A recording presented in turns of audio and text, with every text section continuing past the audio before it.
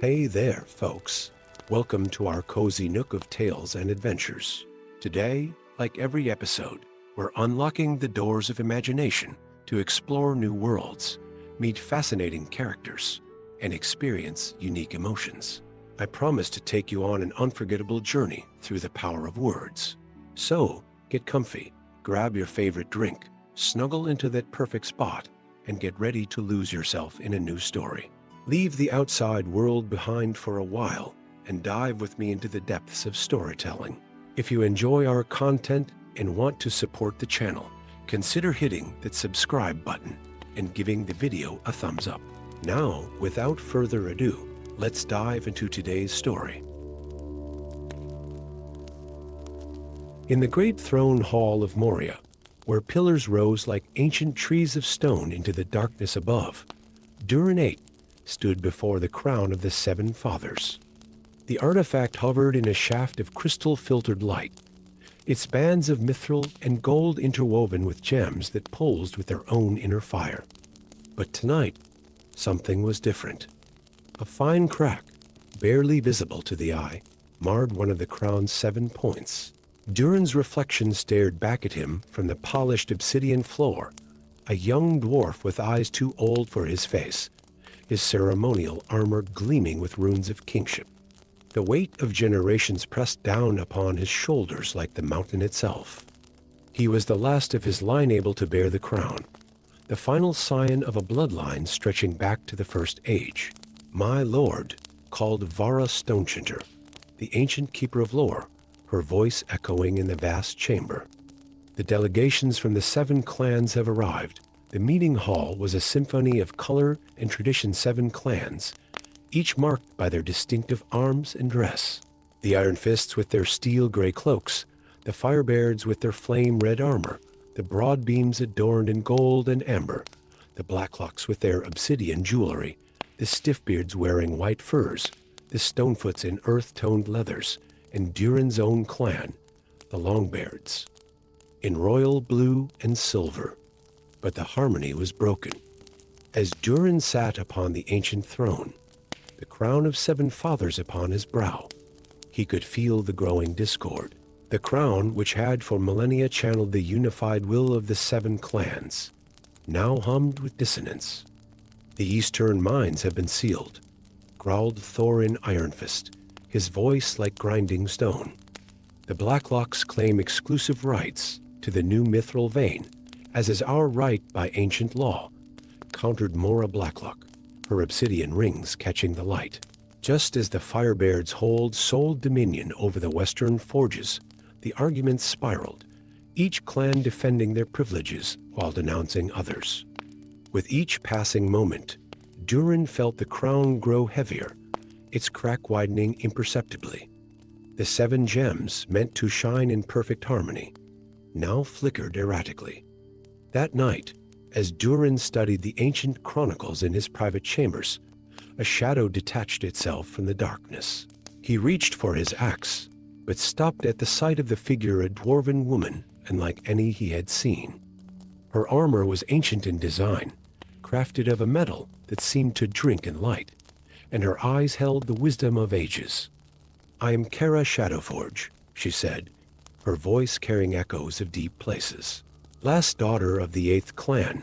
There is no 8th clan," Durin replied automatically, but even as he spoke, his eyes fell upon a gap in the crown's design that had always troubled him, a space where another point might have fit perfectly. "We were written out of history," Kara said, placing an ancient tome upon his desk. "When the crown was forged, 8 clans stood as equals. But our arts, our understanding of the deep magics, frightened the others. They branded us dark practitioners and drove us into the depths." The book she brought contained truths that shook Durin's understanding of his people's history.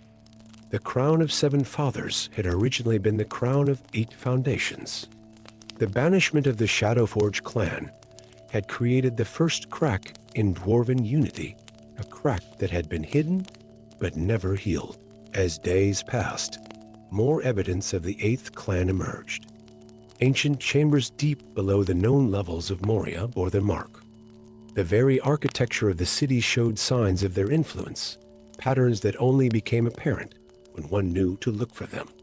But the truth came at a cost.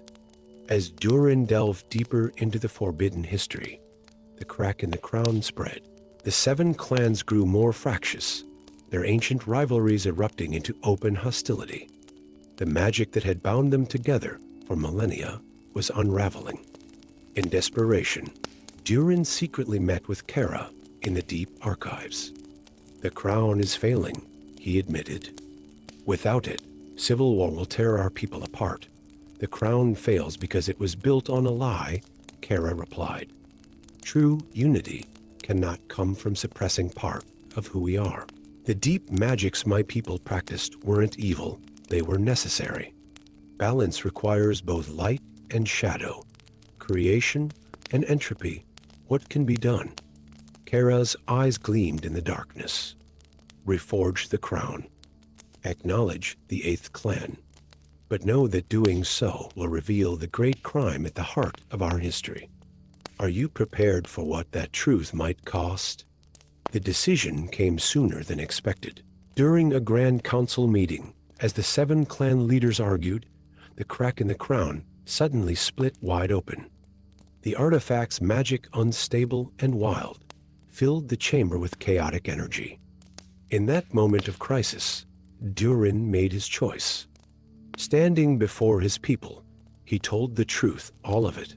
He spoke of the 8th clan, of the fear and prejudice that had led to their banishment, of how that ancient crime had planted the seeds of discord that now threatened to destroy them all. The revelation sparked outrage, denial, and shame in equal measure. But as Kara emerged from the shadows to stand beside her king, bearing artifacts and proofs that could not be denied, a different emotion began to take hope. The reforging of the crown became a ceremony of redemption. 8 clans worked together, each contributing their unique arts. The Shadowforge clan's deep magic, rather than being feared, was recognized as an essential part of Dwarven heritage, the understanding of entropy and rebirth that made true creation possible. The new crown of 8 foundations rose from the forge different than its predecessor. Where the old crown had imposed harmony through suppression, the new one achieved it through acceptance. 8 gems now shone in perfect balance, light and shadow dancing together in eternal harmony. Durin 8 went down in history, not as the last of his line, but as the first of a new age. Under his reign, Moria entered a period of unprecedented prosperity. The Shadowforge clan emerged from the depths to take their place among their kin, their ancient wisdom helping to unlock secrets long forgotten. Deep in the heart of the mountain, in a chamber few now visit, the original crown of 7 fathers rests in its broken state, reminder that true strength comes not from denying the shadows within, but from embracing the whole of who we are. And in the throne hall far above, where 8 pillars now rise instead of 7, Durin sits with the new crown upon his brow. Those who look closely say that in the play of light and shadow across its surface, they can see the future of their people, not a single path imposed from above, but a complex harmony of 8 distinct voices, each essential, each honored, each free. Story 2. The ancient runes carved into the walls of Moria whispered their secrets to Alara Renweaver as she traced their glowing patterns with practiced fingers. In the dim light of her crystal lantern, the symbols pulsed with a faint blue luminescence, a sight visible only to those rare few born with the gift to see the old magic. But tonight, something was wrong. The usual steady rhythm of the protective runes flickered erratically, like a heartbeat growing weak. Her workshop, nestled high in the eastern halls of the great Dwarven city, was a sanctuary of ancient texts and runic artifacts. Scrolls covered in forbidden symbols lined the walls, and crystalline devices hummed with stored magical energy. Through the arched window, the vast cavern of Moria stretched out below, its countless lanterns and forges twinkling like earthbound stars. "The patterns are changing," she murmured, recording the anomalies in her journal with quick, precise strokes. For 3 generations, The Runweavers had served as custodians of the ancient wards that protected the city. But never had Elara seen such disruption in the runic matrix. A sharp knock at her door interrupted her observations. Lady Runweaver called a breathless voice. "You're needed in the Hall of Ancestors." Something's happened to Lord Grimmond, the Hall of Ancestors, with its towering statues of past rulers and heroes, had always radiated an aura of solemn dignity. But when Elara arrived, she found the chamber in chaos. A crowd of council members gathered around the central dais, their voices hushed with horror. There, where the venerable Lord Grimmond had stood only hours before, was a statue of perfect stone not carved, but transformed. The elderly dwarf's face was frozen in an expression of absolute terror. "Dark magic," growled Thane Ironheart, captain of the city guard. "Something that hasn't been seen in these halls for an age." Elara approached the statue, her gift allowing her to see the faint traces of runic energy, still swirling around it like smoke. The runes were unlike any she had studied, ancient beyond ancient, with a pattern that seemed to twist reality itself.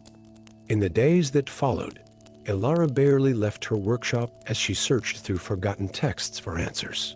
The runic disturbances were spreading, and rumors spoke of shadows moving against the natural flow of light, of age-old doors opening to reveal passages that had never existed before. It was in a text so old its pages threatened to crumble at her touch that she found the first clue. The book spoke of the Runbinders, a secret society that had existed since the founding of Moria.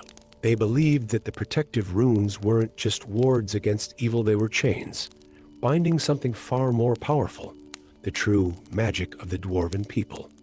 "The stone's memory," she read aloud, "lies not in the runes we carve, but in the very rock itself. Our ancestors did not write the first runes, they discovered them, growing like crystal veins through the heart of the mountain." Her research was interrupted by the arrival of a mysterious message, delivered by a raven with eyes that gleamed like polished jet. The note contained only a location and a time, written in runes that rearranged themselves after being read. In the deepest hour of night, Elara made her way to the specified location, an abandoned shrine in the lower levels of the city. There she found others waiting, dwarves wearing robes adorned with shifting runic patterns, their eyes bright with forbidden knowledge. "Welcome, Elara Runweaver," spoke their leader, an ancient dwarf whose beard was braided with crystal threads. "We are the keepers of the true stone, and we have watched you for some time." They showed her things that shook her understanding of Dwarven history, runes that moved of their own accord, stones that sang with voices of the ancient past, and maps showing a network of natural runic lines running through the mountain like veins of precious metal.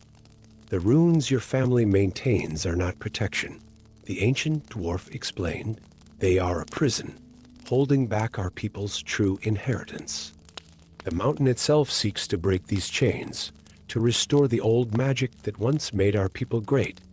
But as Elara delved deeper into these mysteries, she began to notice disturbing patterns.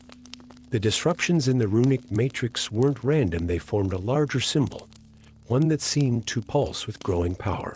And at its center was the Hall of Ancestors, where more council members were slowly being transformed to stone.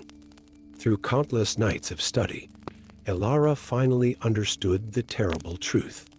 The natural runes in the mountain were indeed trying to break free, but not to restore some golden age. They were a wild magic, as old as the earth itself, that had nearly destroyed the first Dwarven settlers. The protective runes weren't chains, but a carefully crafted harmony, designed to tame this primal force. The keepers of the true stone had been deceived by their own ambition. Their attempts to free the old magic were instead creating instability in the very fabric of reality within the mountain. Racing against time, Elara worked to create a new kind of rune, one that would bridge the gap between the wild magic and the protective wards. She combined the precise geometries taught by her family with the fluid, natural patterns she had learned from the keepers. The final confrontation came as the keepers attempted a ritual to shatter the protective runic matrix entirely. In the Hall of Ancestors, surrounded by the stone figures of those who had already fallen victim to the wild magic, Elara faced the ancient dwarf who had first welcomed her to their order. "You would deny our people their birthright?" he challenged, his voice echoing with power drawn from the mountain itself. "I would save them from destruction," Elara replied, activating the new runes she had carved into her staff. "Our ancestors weren't trying to imprison the mountain's power, they were trying to speak its language." As the keepers completed their ritual, the wild magic burst forth in a cascade of raw power.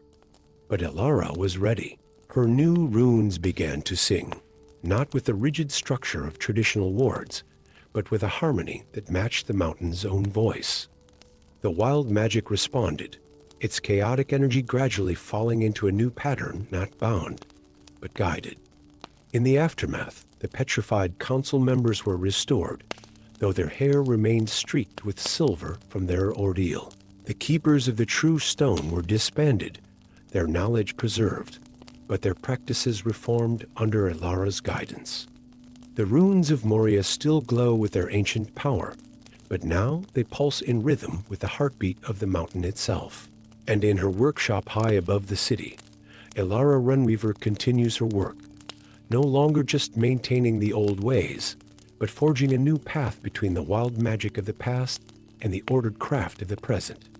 Visitors to Moria now speak of how the very stones seem to sing, and how the runes that protect the city dance with a life of their own. But few know the full truth of how close their great civilization came to being consumed by the very power it sought to reclaim, or of how one young Runweaver found wisdom in balance rather than dominion. Story 3, deep within the ancient halls of Moria, where shadow and flame danced eternally upon walls of polished stone, Thorin Flameguard stood before the great forge with growing unease. The massive chamber, hewn from the living rock of the mountain itself, had for millennia housed the legendary eternal flame-sacred fires that had never died since the first Dwarven king lit them at the dawn of their civilization. Yet now, as Thorin watched, the mighty flames flickered and dimmed, a sight no living dwarf had ever witnessed.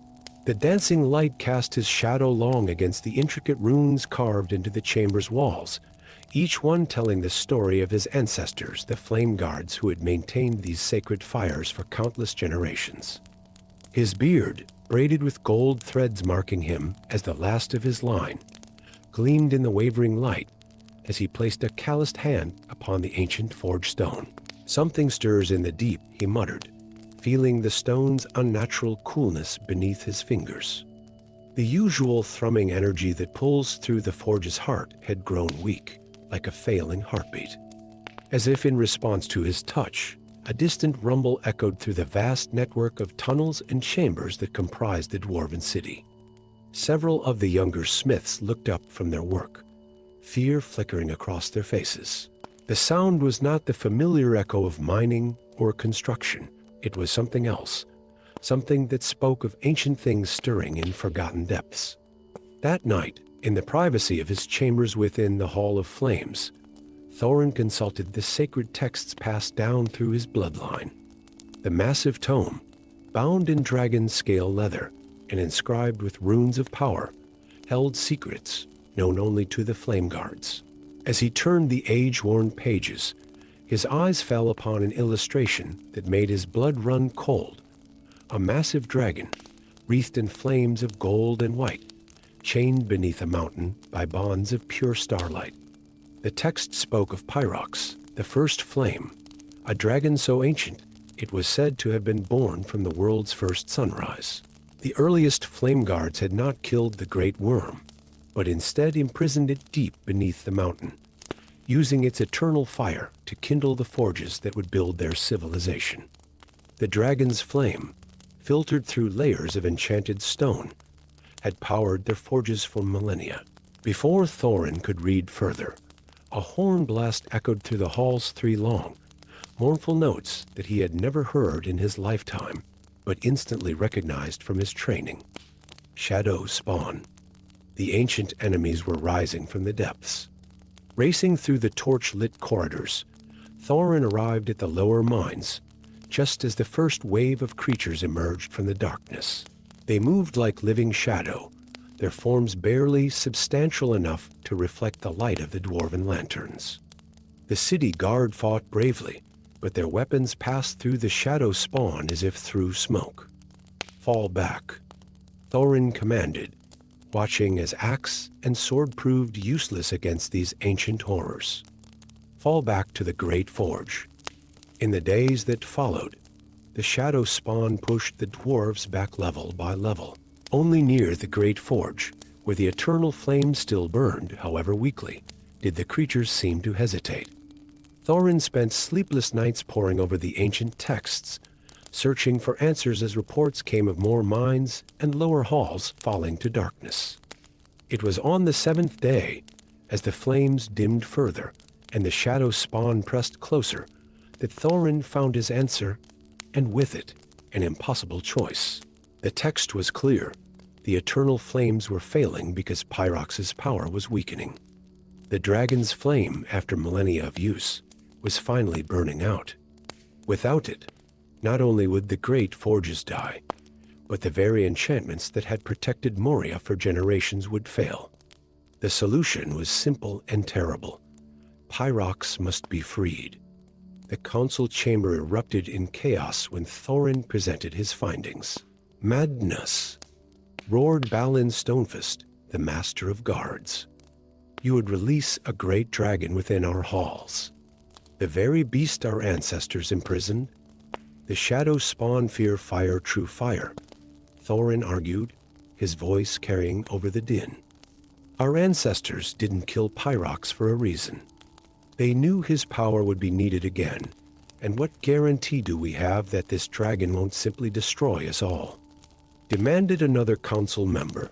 Thorin unfolded an ancient map upon the table. "Because of this," he said, pointing to a series of runes that spiraled around the dragon's prison. "These aren't just binding runes, they're blood runes. My bloodline. We're not just guardians of the flame. We're bound to Pyrox by ancient magic. The dragon cannot harm those who share the pact." Before the council could reach a decision, the shadow spawn launched their final assault. They came not in waves, but in a flood, overwhelming the outer defenses. As the desperate battle reached the very doors of the Great Forge, Thorin made his choice. Taking up the ancient key that had been passed down through his bloodline, a crystal that pulsed with inner fire, he descended alone into the depths. The path to Pyrox's prison had been sealed for millennia, but Thorin's blood sang with ancient magic as he approached, causing hidden doors to swing open and forgotten passages to reveal themselves. Finally, in a cavern so vast its ceiling was lost in darkness, he found the dragon. Pyrox was both more and less than the ancient texts had described, massive beyond imagining, scales gleaming like burnished copper, but thin and weakened by its long imprisonment. The chains that bound it were made of pure starlight, humming with power even after all these centuries. The dragon's eyes opened pools of living flame that fixed upon Thorin with ancient intelligence. "So," Pyrox rumbled, its voice shaking dust from the cavern walls, "the descendants of my jailers finally return. Have you come to watch the last of my flame die out, little guardian?" "I've come to offer you freedom," Thorin replied, holding up the crystal key. "In exchange for your help in defending Moria," the dragon's laughter was like an avalanche. "Freedom? After millennia of imprisonment? Why should I not simply burn your precious kingdom to ash? Because you know as well as I do that the shadow spawn will not stop at Moria," Thorin said. "They will spread across all the lands, extinguishing every flame until darkness covers the world. You are the first flame, Pyrox. Will you let your fire die in chains, or will you rise once more to drive back the darkness?" For a long moment, dragon and dwarf regarded each other in silence. Then Pyrox inclined its massive head. "Well spoken, descendant of my old enemies. Release me, and I will honor the ancient pact. My flame will burn again in defense of these halls, not as a captive spark, but as an ally, as Thorin raised the crystal key, its light pulsing in harmony with his own heartbeat. He whispered the words his ancestors had passed down through generations. From flame we rose, and to flame we return. Let the fire of creation burn once more. The chains of starlight shattered like glass, and Pyrox rose to its full height, flames already building in its massive chest. As shadow spawn poured into the cavern, drawn by the release of ancient power, the dragon's fire blazed forth not in destruction, but in purification, burning away darkness and shadow while leaving stone and dwarf untouched. In the years that followed, the tales told in Moria would speak of how Thorin Flameguard broke with tradition to save tradition, of how the great dragon Pyrox now perched upon the peak of the mountain like a guardian of old, and of how the eternal flames burned brighter than ever in the great forge. But few knew of the deeper truth, that in freeing Pyrox, Thorin had not just saved his people, but had begun a new chapter in the ancient pact between dragon and dwarf, one written not in chains of starlight, but in bonds of trust and mutual respect. The shadows that had threatened to consume Moria were driven back into the depths from whence they came, and the Dwarven kingdom entered a new age of prosperity, where the flames of creation burned not with stolen fire, but with freely given power. And in the great forge, where Thorin still stands watch, the dancing flames cast shadows that seemed to move with a life of their own, telling stories of darkness overcome and ancient wrongs made right. Story 4. The great forges of Moria sang their eternal song of hammer and anvil, but Khazra Mithril workshop lay silent. Before her workbench, scattered fragments of an ancient blade caught the light from crystal lamps, shards of metal that seemed to drink in the illumination and reflect back something darker, deeper. The twilight blade, a weapon of legend, lay broken into 7 pieces, each fragment humming with dormant power. Khazra's reputation as the finest smith in Moria had earned her this impossible commission. Her workshop, carved into the living rock near the peak of the city, was a testament to her mastery. Walls lined with tools forged by her own hands, each imbued with subtle enchantments, and display cases holding masterworks that lesser smiths would spend lifetimes trying to replicate. You understand what you're being asked to do. King Thorin's words from earlier that day echoed in her mind. The blade was shattered for a reason. But now, with the crystal curse spreading, she did understand. 3 levels of the deep mines had already been lost, their inhabitants transformed into crystalline statues, faces frozen in expressions of terror. The curse was spreading upward, level by level, and conventional weapons passed through the crystal entities as if through air. Taking up the first fragment, Khazra felt the metal's strange warmth against her palm. The moment her skin touched it, visions flooded her mind. She saw the blade whole, wielded by an ancient warrior queen against enemies that seemed made of living shadow. The sword cut not through flesh and bone, but through the fabric of reality itself. Each fragment she touched brought new visions. The blade had been forged not in fire, but in twilight, tempered with starlight and shadow. Its purpose was not to protect Moria, but to keep something contained within it, something that dwelt in the spaces between reality and dream. As she worked to understand the blade's secrets, the crystal curse claimed 2 more levels. Refugees spoke of crystalline growths that moved with purpose, of ancient runes glowing with an inner light that transformed all they touched. Time was running out.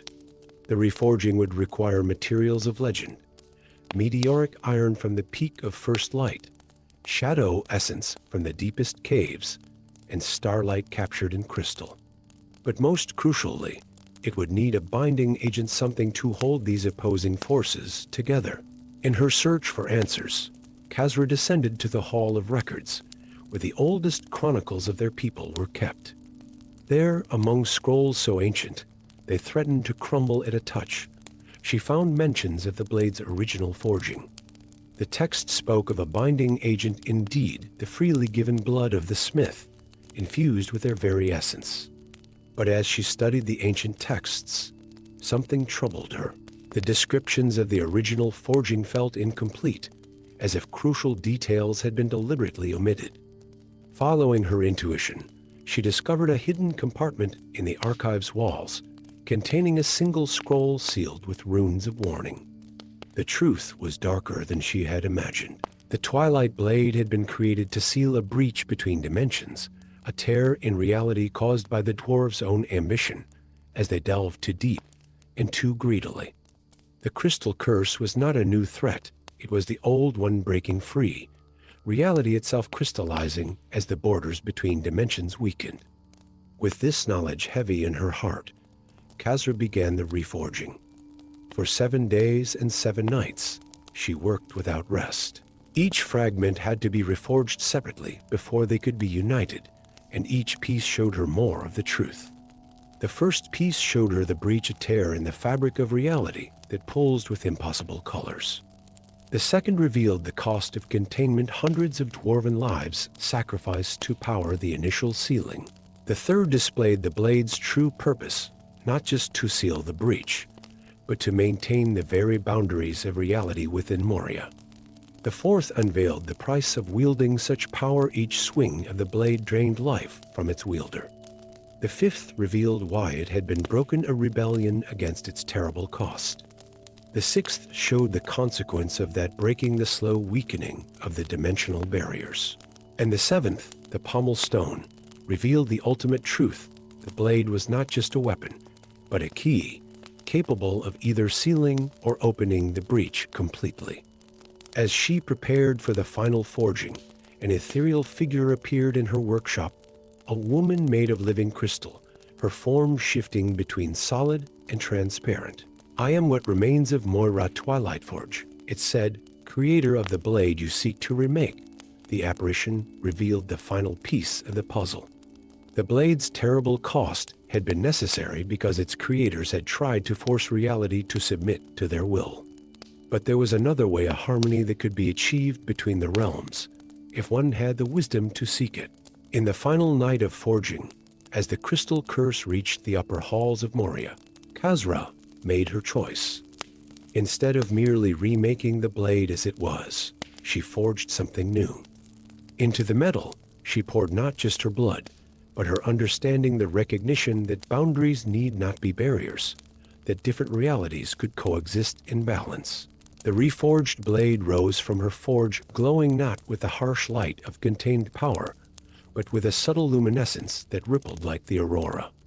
Where the original had been a weapon of separation and containment, this was a tool of harmony and transition. When she descended to face the crystal curse, Khazra found that the blade did not cut through the crystalline entities. Instead, it transformed them. Each swing restored the balance between flesh and crystal, reality and dream. The cursed dwarves returned to their natural forms, but now bore marks of their transformation, veins of crystal that glowed with inner light, connecting them to both worlds. In the deepest chamber, where the dimensional breach pulsed with chaos, Khazra faced her final test. The blade recognized the breach not as an enemy to be sealed, but as a part of Moria's reality to be embraced and guided.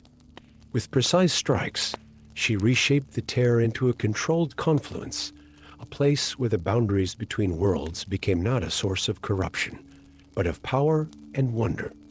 Moria was forever changed.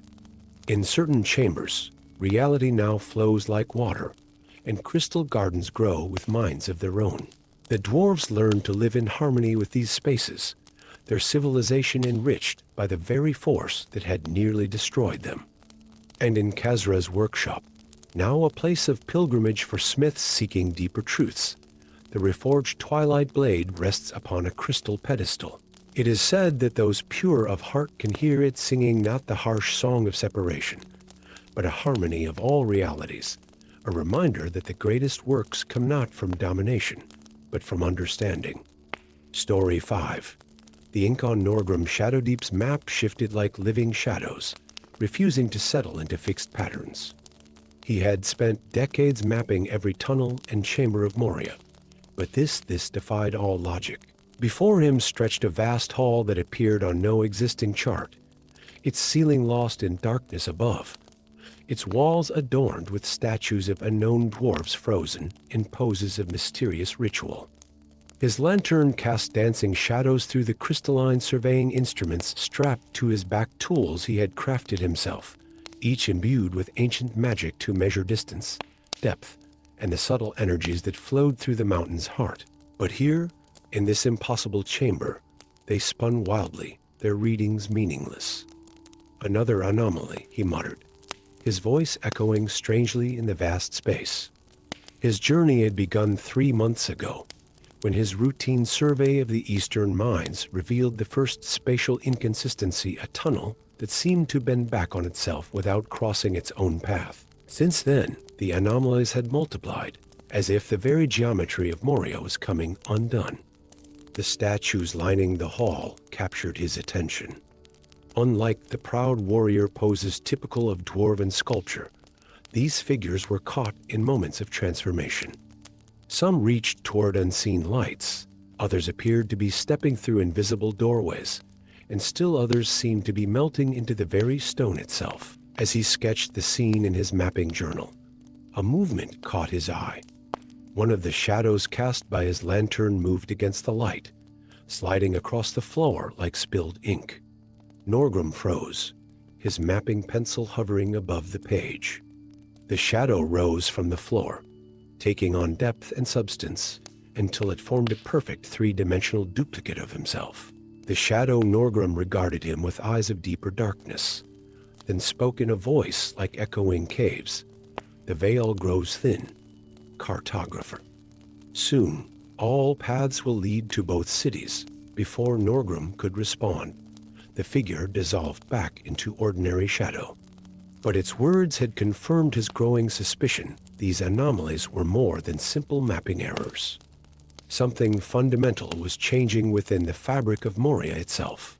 Returning to his workshop in the upper levels, Norgrim spread out all his recent maps across the floor. Viewed individually, each anomaly seemed random, but together they formed a pattern, a vast spiral centered on the mysterious hall he had just discovered. And at the edges of each map, familiar locations began to shift and change, as if being slowly replaced by their own reflections. That night, the disappearances began. First, it was small things, tools found in wrong locations. Furniture shifted overnight. Then dwarves started vanishing, only to reappear hours or days later with strange tales of another Moria, one where shadows held substance and light behaved like liquid. Norgrim delved deeper into the ancient archives, searching for any mention of such phenomena. In a forgotten scroll case marked with warning runes, he found references to what the ancients had called the Mirror City, a shadow realm that existed simultaneously with Moria, separated only by a dimensional barrier that had been maintained through ancient magics. But now that barrier was failing, and the two cities were beginning to merge. The disappeared dwarves weren't vanishing, they were being replaced by their counterparts from the Mirror City, each swap bringing the two realms closer to collision. Armed with this knowledge, Norgrim assembled an expedition to explore the Shadow Realm. 7 of Moria's bravest volunteers joined him. Miners, scholars, and warriors, each chosen for their unique skills. Using his anomalous maps as guides, they descended into the depths of the mysterious hall. What they found defied description. The Mirror City was both familiar and alien to Moria, where light and shadow had traded properties. Luminous darkness flowed like water through crystalline channels, while solid shadows formed bridges and archways between impossible spaces. The laws of geometry themselves seemed more suggestion than rule. But most shocking of all were the inhabitants they encountered, shadow dwellers who were perfect doubles of Moria's citizens, yet fundamentally different in nature. These beings explained that the barrier between worlds had been deliberately created ages ago, when their original Dwarven kingdom had split into 2 parallel realities to prevent a catastrophic war between opposing philosophies of magic. As days passed in the Mirror City, though time itself seemed fluid here, Norgrim made a startling discovery. His maps, which had seemed erratic in the normal world, made perfect sense when viewed from both realities simultaneously. The anomalies weren't errors, they were points where the two cities naturally overlapped, like ripples intersecting on a pond's surface. But the merge between worlds was accelerating. Soon, both cities would collapse into each other entirely, potentially destroying both in the process. The Shadow Dwellers revealed that this had always been inevitable. The separation was never meant to be permanent, only to last until both societies had evolved enough to handle reunification. The solution, when it came to Norgrim, was elegantly simple, yet enormously complex. Using his unique understanding of both cities' geometries, he began creating a new kind of map, one that charted not just physical space, but the points where the two realities could safely merge without destroying either. The work was painstaking and dangerous. Each mapped conjunction had to be tested, each overlap carefully measured. Members of both expeditions vanished permanently into spaces between spaces, and sections of both cities were temporarily lost to dimensional flux. But slowly, deliberately, the two Morias began to merge in controlled ways. The process transformed the city forever. Where once there were solid walls, now there might be corridors that existed in both states simultaneously. Great halls shifted between realities depending on the time of day, and new hybrid spaces formed where light and shadow achieved perfect balance. The dwarves themselves changed too. Extended exposure to the merging realities gave them the ability to perceive both versions of the city at once, and some learned to step between them at will. The two societies began to blend, sharing their knowledge and magics, creating a civilization richer than either had been alone. Norgrim's maps became the foundation of a new understanding of space and reality within Moria. His workshop, now spanning several overlapping dimensions, became a school for a new kind of cartographer, those who could chart not just physical space, but the fluid boundaries between light and shadow, real and unreal, possible and impossible. And in the great hall where he first encountered his shadow self, a new statue now stands, a figure holding aloft not weapons or treasures, but a map that shifts and changes as you watch it, showing endless possibilities of what Moria has become and what it might yet be. For in the end, Norgrim Shadowdeep had mapped more than just the physical dimensions of his home. He had charted a path to its future, proving that sometimes the greatest discoveries come not from exploring new territories, but from learning to see familiar spaces in entirely new ways. Story 6. Deep within the heart of the Misty Mountains, where ancient stones whispered tales of glory and dragonfire, Master Artificer Durin VIII stood alone in the great hall of Moria. His weathered hands traced the surface of a mighty mithril pillar, feeling what no other dwarf had yet perceived, a network of hairline fractures spreading like a web through the legendary metal. The discovery sent a chill through his bones that even the warmth of 1,000 forges could not dispel. The pillars of Moria were more than mere supports. They were the legacy of his ancestors, 7 generations of Durins who had carved this kingdom from the living rock. Each column rose like a silver tree, its surface etched with runes that told the story of his people. But now, in the flickering light of crystal lamps, he could see the truth that haunted his dreams. The pillars were failing. For 3 days and nights, Durin VIII pored over ancient texts in the Library of Voices, where the accumulated knowledge of the Dwarven kingdoms lay preserved in tomes bound in dragon scale leather. His fingers, calloused from centuries of metalwork, carefully turned pages that had not seen light in 1,000 years.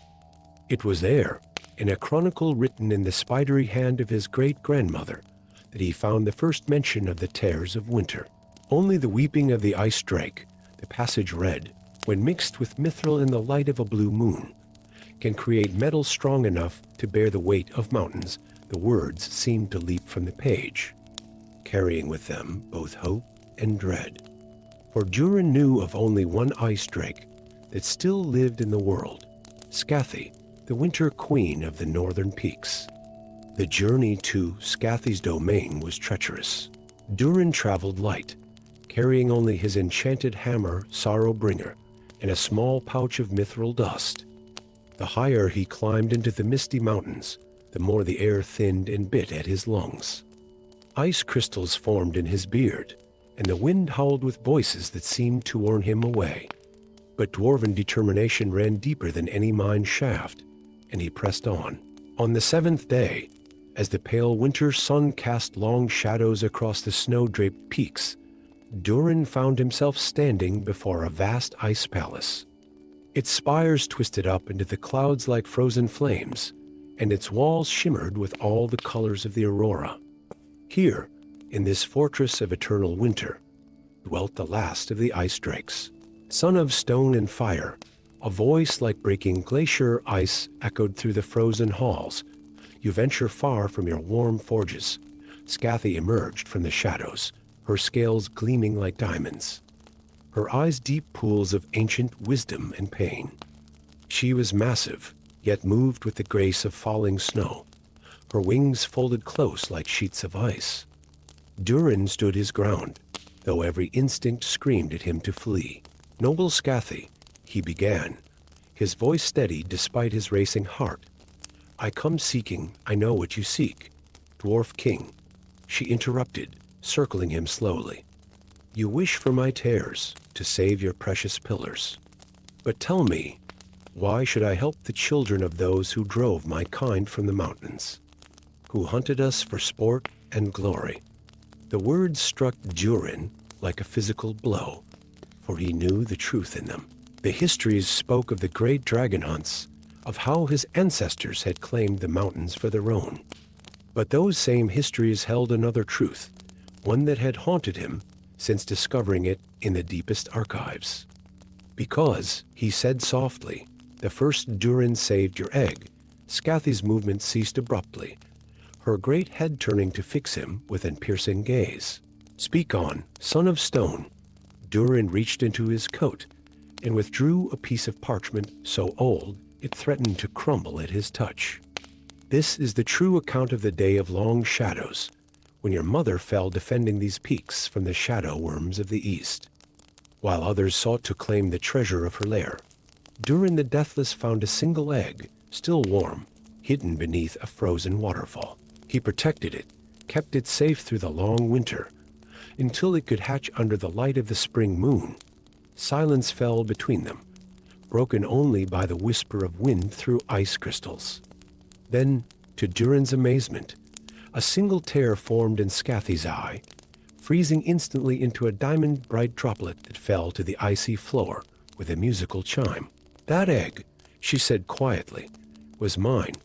What followed was a tale that had been lost to both their peoples of how the first alliance between dragon and dwarf had been forged in secret, of promises made and kept in silence, of a debt that transcended generations.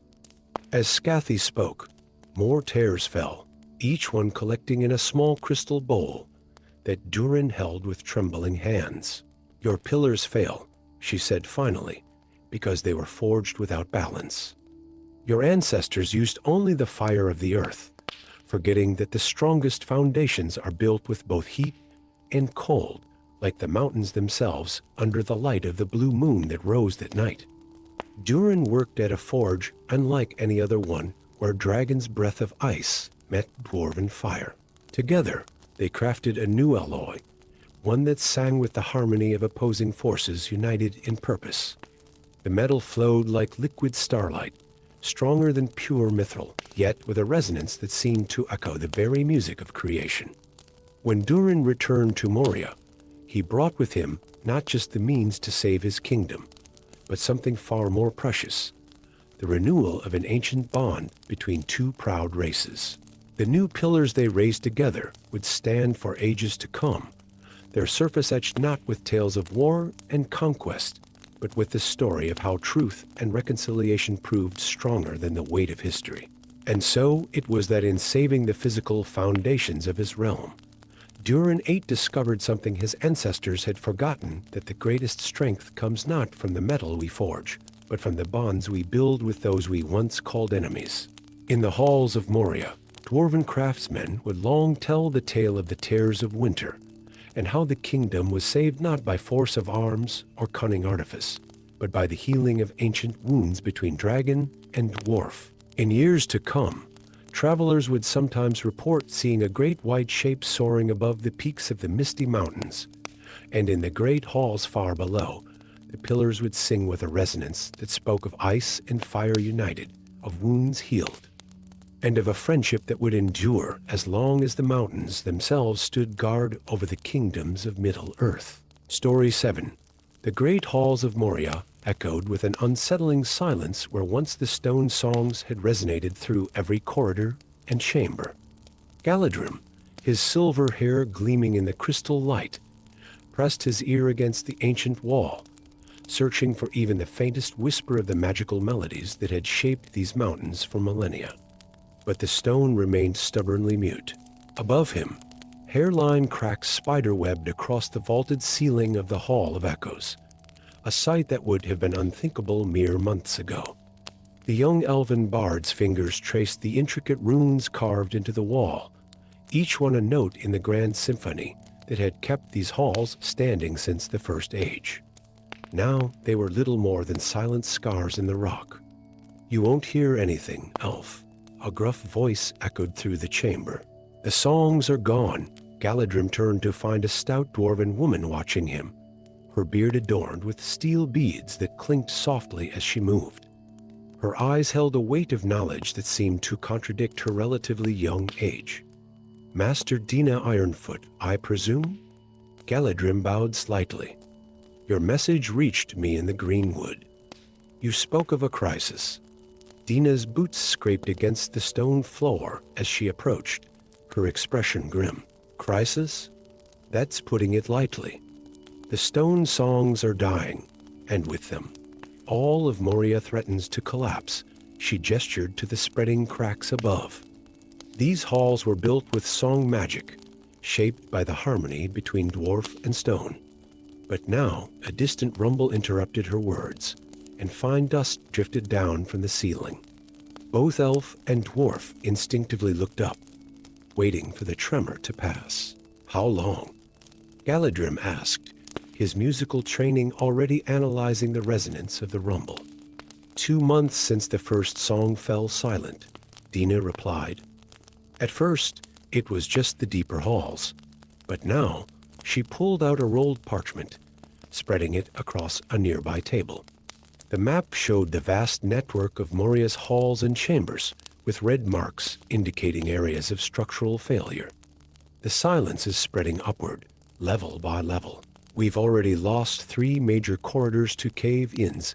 Galadrim studied the pattern of red marks, his centuries of bardic training recognizing something familiar in their progression. "This isn't random," he muttered.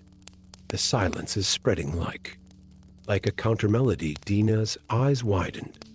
"That's why I called for you.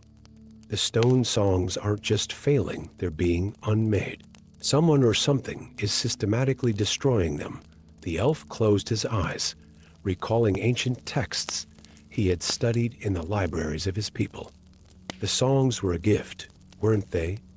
From the elven sage Celebrimbor to the dwarven kings of old. Dina nodded. "A bridge between our people's magics. Elven harmony combined with dwarven craft." She hesitated, then added, "There's something else you need to see."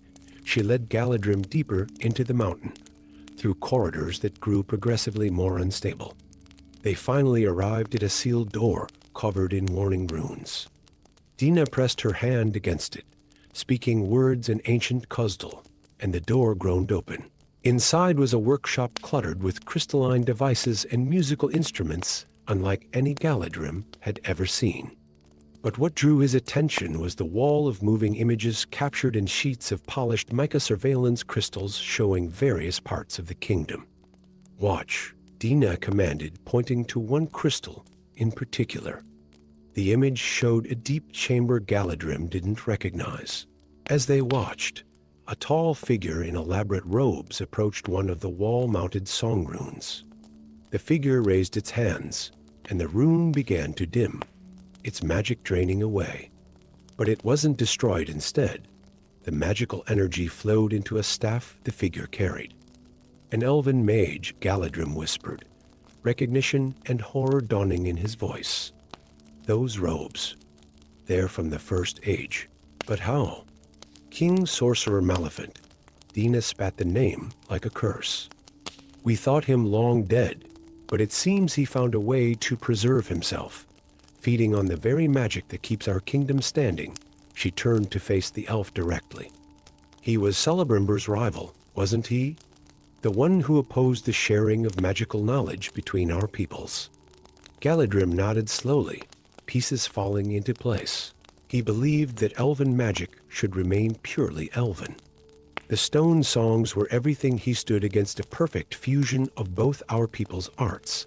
Another tremor shook the chamber, stronger than the last. When it subsided, Dina spoke urgently. We've tracked him through the lower levels. He's building something down there, using the stolen song magic. Some kind of army crafted from the very stone he's unmaking. Then we need to create a new song, Galadrim declared, drawing out his silver flute.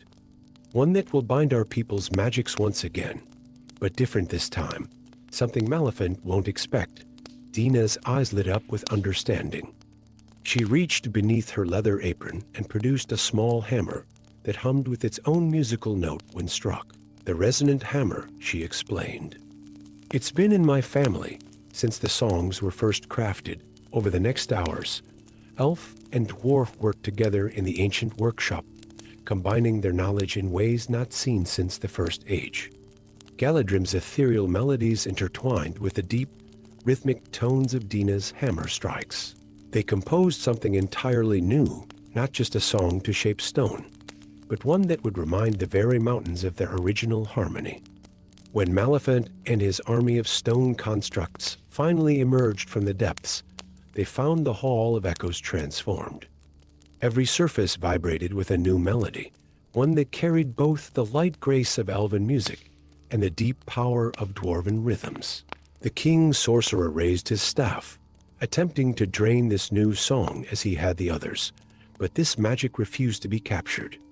Instead, it resonated through his stone soldiers, reminding them of their true nature. One by one, they returned to the walls and floors from which they had been torn, carrying Maleficent's stolen magic with them. The sorcerer screamed in rage as centuries of carefully hoarded power were ripped away, until finally, he too began to crumble, revealing himself to be as much a construct as his army, preserved far beyond his natural span by stolen song magic. As the dust settled, new runes glowed on the walls of Moria, not just the original stone songs, but a new harmony that would protect the kingdom for ages to come. Galadrim and Dina stood in the restored Hall of Echoes, listening to the mountains sing their eternal song. Your people should send more bards to study with us, Dina suggested, storing away her hammer. And perhaps we could send some of our craftsmen to learn your melodies. Galadrim smiled, tucking his flute back into its case. A new age of harmony between our peoples? Maleficent would be horrified. Aye, Dina chuckled, her beard braids jingling. And that's precisely why we should do it. And so it was that music once again filled the halls of Moria, richer and more complex than ever before, as two ancient traditions merged into something entirely new, yet as old as the mountains themselves. Story 8. In the abandoned forges of Moria, where even the hardiest of dwarves feared to tread, Mirka Shadowweaver worked her forbidden craft. The chamber pulsed with an otherworldly glow as she merged shadow magic with molten metal, her hands dancing through the darkness as if conducting an invisible orchestra. Wisps of pure shadow curled around her fingers, weaving themselves into the blazing steel like threads of midnight. The blade taking shape before her would be her masterpiece, if it didn't kill her first. 3 failures already lined her workshop wall, their edges crackling with unstable shadow energy. But this one would be different. It had to be.